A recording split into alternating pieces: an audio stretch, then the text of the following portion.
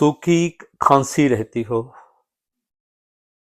बार बार खांसी आ रही, सूखी खांसी आ रही है, कंट्रोल नहीं हो रही, दवाइयां भी ले रहे हो, सब कुछ कर रहे हो, तो उसके लिए वायु मुद्रा का अभ्यास करें।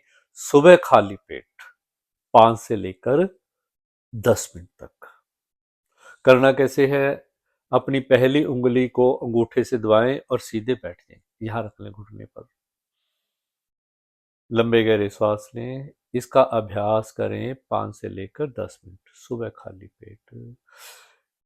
खांसी के साथ साथ आपके शरीर में कहीं भी दर्द है, जॉइंट पेन है, सिर दर्द है, any kind of pain due to vata, वात के कारण कोई भी दर्द है, वो इस मुद्रा का अभ्यास करने से दूर हो जाएगा।